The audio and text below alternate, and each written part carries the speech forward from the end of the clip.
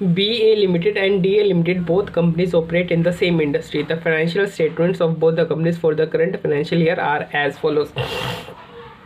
Current financial year का दोनों का फाइनेंशियल स्टेटमेंट दे रखा है, करंट एसेट दे रखी है, फिक्स्ड एसेट दे रखी है, फिर equity share capital, retain earning भी दे रखी है, long term debt, current liability दे रखी है, फिर ये मतलब ये बैलेंस शीट है, फिर इधर इनकम स्टेटमेंट दे रखी है, और इधर फिर इनकम स्टेटमेंट में टोटल अर्निंग्स दे रखी है, फिर नंबर ऑफ इक्विटी शेयर्स दे रखे हैं, डिविडेंड पे आउट रेशियो दे रखा है, और मार्केट प्राइस भी दे रखा है. Assume that both the companies are in the process of negotiating a merger through an exchange of equity shares. You have been asked to assist in establishing equitable exchange terms and are required to देखो dispose the share price of both the companies into EPS and PE components and also segregate their EPS figures into return on equity and book value per share component.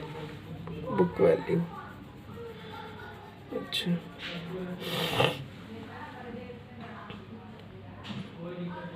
तो देखो इसका दिमाग मत लगाओ, इसमें आपसे ये क्या पूछ रहा है, आपसे EPS पूछ रहा है, PE रेशियो पूछ रहा है, और ROE पूछ रहा है, और बुक वैल्यू पूछ रहा है पर शेयर.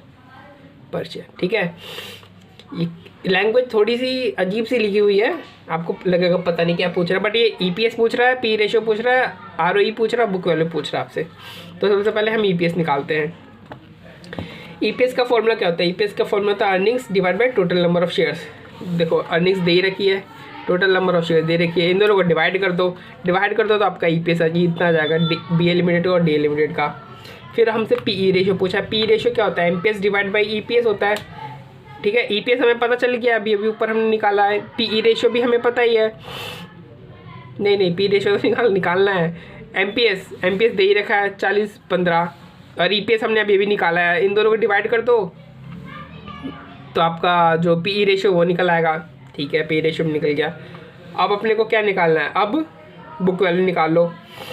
तो देखो बुक वैल्यू का फॉर्मूला तो ये होता है equity share capital plus reserve and surplus plus deferred revenue expenditure, sorry minus deferred revenue expenditure minus preliminary expenses करेंगे तो बुक वैल्यू.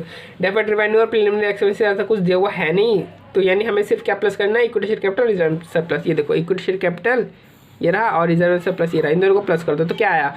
BA लिमिटेड का आया बुक वैल्यू 12 लाख, और DA लिमिटेड का बुक वैल्यू आया 8 लाख.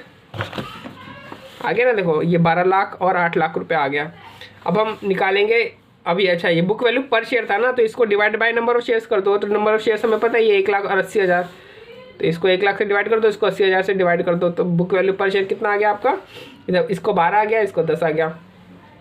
अब अपने को ROE निकालना है. ROE का फॉर्मूला क्या होता है? अर्निंग्स या total earnings divide by book value. चाहे तो आप इसको देखो EPS में पर शेयर के बेसिस पे निकाल लो अर्निंग, यानी earning per share divide by book value पर शेयर कर लो, या फिर total earning divide by total book value कर लो. अपने क्या अपन ने टोटल अर्निंग्स, ये रही अर्निंग आफ्टर टैक्स, या यहाँ पे देखो ये टोटल अर्निंग्स दे रखी है ना, total earning divide by total book value. Total book value ये रही 12 लाख 8 और 8 लाख डिवाइड कर दिया, तो अपने को ये ROE परसेंटेज में निकल गया. सिंपल हो गया. First complete. सेकंड में पूछ रहा है हमसे ग्रोथ रेट पूछ रहा है. क्या पूछ रहा है? Growth rate. अच्छा ग्रोथ रेट को फॉर्मूला देखो ये होता है ROE into retention ratio. ROE हमने अभी भी निकाला है, दोनों कंपनी का 17.5%, इसका 12.3%. देखो 17.5% 12.3%. अब रिटेंशन रेशियो में जाना है. देखो डिविडेंड पे आउट रेशियो दे रखा है. अगर डिविडेंड पे आउट रेशियो 40% है तो रिटेंशन रेशियो 60% होगा. अगर डिविडेंड पे आउट रेशियो 60% तो रिटेंशन पे आउट कितना होगा? 40%. देखो ये रहा ना 60% 40% इंटू कर दिया दोनों को. ROE into retention ratio. ROE हमने निकाला था, रिटेंशन रेशियो भी हमने निकाल लिया डिविडेंड पे आउट रेशियो में का यूज़ करके. दोनों के इंटू कर तो आपको ग्रोथ रेट पता चल गई 10.5% और 4.95%. सिंपल है ना. सेकेंड. अब देखो सेकेंड में ना थोड़ा सा, अब मैं क्या बोलूँ इसमें ना, आपको अपर लिमिट निकालनी है एक्सचेंज रेशियो की और लोअर लिमिट निकालनी है. क्या कौन सी लिमिट निकालनी है? तो अपर लिमिट निकालनी है, लोअर लिमिट. मतलब इसमें 2 एक्सचेंज रेशियो कैलकुलेट किए जाएंगे. ठीक है. अब ICAI ने किस तरीके से कैलकुलेट किया है मैं वो आपको बताता हूँ. ये कह रहा है कि जो बुक वैल्यू पर शेयर है BA लिमिटेड का, नहीं DA लिमिटेड का जो बुक वैल्यू पर शेयर है वो एक्विजिशन के बाद कितना हो जाएगा? ₹20 हो जाएगा. ठीक है. अभी बुक वैल्यू पर शेयर इसका कितना चल रहा है? अभी चल रहा है DA लिमिटेड का 10, हो कितना जाएगा? 20 हो जाएगा. ठीक है. अब देखो ICAI ने दो फार्मूला का यूज़ किया हुआ है, इन दो फार्मूले का यूज़ करके ICAI ने क्या निकाला, बुक वैल्यू एक्सचेंज रेशियो, दो एक्सचेंज रेशियो निकाल दिया है। फिर उन एक्सचेंज रेशियो को आपस में कंपेयर करके अपर लिमिट और लोअर लिमिट में कैटेगराइज कर दिया है। ये इधर बुक वैल्यू है, ठीक है, MPS ने। तो पहली एक्सचेंज रेशियो इसने निकाली है, post merger book value of target company divide by MPS of acquirer company. तो बुक वैल्यू कितनी हो जाएगी, 20 हो जाएगी, divide by MPS acquirer company की है कितनी अभी 40, तो कितनी आ गई 0.5 रेशियो 1 आ गई। दूसरा इन्होंने निकाला MPS of target company divide by MPS of acquirer company, यानी मार्केट बेस के आधार पे एक्सचेंज रेशियो निकाला। तो टारगेट कंपनी की है कितनी 15, एक्वायरर कितनी की 40, तो एक्सचेंज रेशियो इतनी आ गई। अभी देखो यहाँ पे एक के बदले में 0.5 शेयर इशू किए जा रहे हैं और यहाँ पे एक के बदले में 0.375 शेयर इशू किए जा रहे हैं। तो ज़्यादा शेयर कहाँ पे इशू किए जा रहे हैं, ये इस वाले रेशियो में। तो ये हमारी अपर लिमिट हो गई और ये हमारी लोअर लिमिट हो गई, ठीक है। तो हमसे पूछा कि आप मतलब जो BA लिमिटेड है वो अपर लिमिट चुनेगी या कि लोअर लिमिट चुनेगी। देखो जो BA लिमिटेड है ये हाँ देखो एक बार, BA लिमिटेड कौन सी जो लिमिट है वो चुनेंगे। देखो BA लिमिटेड का देखो EPS भी ज़्यादा है, BA लिमिटेड का आप देखोगे तो मार्केट प्राइस भी ज़्यादा है, फिर BA लिमिटेड का बुक वैल्यू पर शेयर भी ज़्यादा है, BA लिमिटेड का ROE भी ज़्यादा है। यानी BA लिमिटेड डोमिनेट कर रहा है, BA लिमिटेड क्या कर रहा है, डोमिनेट कर रहा है। यानी BA लिमिटेड अपनी बात मनवा लेगा DA लिमिटेड से, DA लिमिटेड कहीं पे भी डोमिनेट नहीं कर रहा तो वो अपनी बात मनवा नहीं पाएगा। तो अगर BA लिमिटेड भाई डोमिनेट कर रहा है और वो अपना फ़ायदा करवाएगा, तो अपना फ़ायदा किससे करवाएगा, वो लोअर लिमिट में शेयर इशू करेगा तभी तो उसका फ़ायदा होगा, बिल्कुल।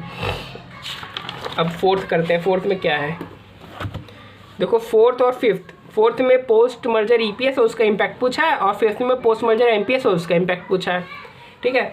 बुक में जगह थी नहीं इसलिए मैंने पोस्ट मर्जर MPS EPS और उन दोनों का इम्पैक्ट मैंने एक ही टेबल में निकाल करके दे दिया है, ठीक है। आप चाहो तो उसको अलग अलग कर लेना। देखो ये EPS है और ये MPS है। अब इम्पैक्ट तो हमें पता ही हमें कि इम्पैक्ट कैसे निकालते हैं। देखो पोस्ट मर्जर EPS MPS जो भी है और उसमें से हम प्री मर्जर EPS MPS जो है लेस कर देते हैं तो हमारा गेन या फिर लॉस निकल के आ जाता है, यानी इम्पैक्ट हमारे निकल करके आ जाता है, ठीक है। तो सबसे पहले हम EPS को देखते हैं। इधर BA लिमिटेड है और इधर DA लिमिटेड। तो BA लिमिटेड का पोस्ट मर्जर EPS हमें चाहिए। तो देखो पोस्ट मर्जर EPS का फॉर्मूला तो ये होता है, अभी तक जो हमें EPS निकला वो तो प्री मर्जर था, पोस्ट मर्जर थोड़ी था। Pre merger EPS post merger EPS निकालने के लिए फॉर्मूला होता है। तो अर्निंग है एक्वायर कंपनी की प्लस कर दो टारगेट कंपनी के अर्निंग्स में divide by shares of acquire company plus shares issued bye acquirer company. अच्छा और एक बात और मैं बताना ही भूल गया, यहाँ पे जो है ना ये पूछा है कि ये तब निकालना है जब एक्सचेंज रेशियो 0.4:1 है।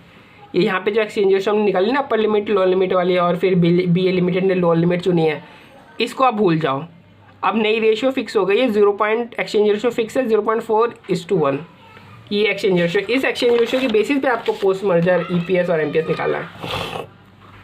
तो देखो एक्वायर कंपनी की अर्निंग्स है, ये टारगेट कंपनी की अर्निंग्स है, फिर एक्वायर कंपनी का नंबर शेयर्स है और ये टारगेट कंपनी का नंबर शेयर्स कितना है 0.80 लाख, यानी 80,000 नंबर ऑफ शेयर्स हैं किसके, टारगेट कंपनी के। और उसका एक्सचेंज रेशियो से आप इंटू कर दो, एक्सचेंज रेशियो क्या अभी हमने देखी 0.4 था, तो ये number of shares issued by acquire company आ जाएंगे आपका। तो इसको सॉल्व करो तो आपका आंसर कितना आ रहा है 2.341। देखो ये आपका आ गया 3,09,000 आ जाएगा और इसको करोगे सॉल्व तो 1,32,000 शेयर्स आ जाएंगे। इनको दोनों को डिवाइड करोगे तो 2.341। ये क्या आपका, ये है आपका पोस्ट मर्जर EPS। तो देखो पोस्ट मर्जर EPS ये रहा, ठीक है। ये प्री मर्जर EPS तो हमें क्वेश्चन में दे ही रखा है, प्री मर्जर EPS नहीं हमने 1 मिनट दे रखा कि निकाला तो है। ये देखो यहाँ पे हमने निकाला ना 2.1 और 1.2375, तो 2.1 और 1.237 हमारा प्री मर्जर EPS है, पोस्ट मर्जर EPS है। अब DA के लिए क्या होगा, DA टारगेट कंपनी है तो इसके लिए हमें एडजस्टेड EPS निकालना पड़ेगा या फिर इक्विवेलेंट EPS निकालना पड़ेगा। तो उसके लिए हम क्या करते हैं, जो भी हमारा पोस्ट मर्जर EPS होता है उसको एक्सचेंज रेशियो से इंटू कर देते हैं, तो हमारा इक्विवेलेंट EPS है भी पोस्ट मर्जर EPS आ जाता है। तो ये हमारा आ गया 0.936। अब इन दोनों को आपस में लेस कर दो, लेस करोगे तो देखो BA लिमिटेड को तो गेन हो रहा है जबकि DA लिमिटेड को क्या हो रहा है, लॉस हो रहा है, तो ये इम्पैक्ट आ रहा है। अब इसी तरीके से MPS निकालो, पोस्ट मर्जर MPS। तो देखो पोस्ट मर्जर MPS के लिए ये फॉर्मूला होता है, MPS हम यहीं से निकालते हैं ना, तो ये क्या है, सारी चीज़ें पोस्ट मर्जर वाली होनी चाहिए। लेकिन जो PE है वो तो पोस्ट मर्जर और प्री मर्जर सेम ही होता है, तो हमने 19.05 क्या ले लिया हमारा पी मर्जर, जो हमारा ऑलरेडी जो हमने पी रेशो अभी कैलकुलेट किया था ना वही है हमारा। ये किसका है, बी ए लिमिटेड का, ठीक है, क्योंकि जो बी ए लिमिटेड जो एक्वायरिंग कंपनी का जो पीई होता है और जो मर्ज एंटिटी होती है उसका पीई सेम ही होता है हमेशा, ठीक है। तो ये देखो ये रहा। फिर एमपीएस तो हमें निकालना ही है, एक्स डिवाइड बाई ईपीएस कितना, अभी पोस्ट मर्जर ईपीएस अभी हमने निकाला है 2.341, तो डिवाइड 2.341, तो इसको सॉल्व करके तो आंसर आएगा 44.6, यानी एमपीएस पोस्ट मर्जर एमपीएस कितना आ रहा है आपको 44.6। तो ये देखो 44.6 पोस्ट मर्जर एमपीएस है। और फिर डीए लिमिटेड के लिए हम एडजस्टेड एमपीएस निकालेंगे। एडजस्टेड एमपीएस कैसे निकालेंगे, post merger MPS into exchange ratio, तो एडजस्टेड एमपीएस आ गया 17.84। और प्री मर्जर एमपीएस तो इसका 40 है बीए लिमिटेड का, और 15 रुपये डीए का है, इन्फॉर्मेशन में ऑलरेडी दिया हुआ है।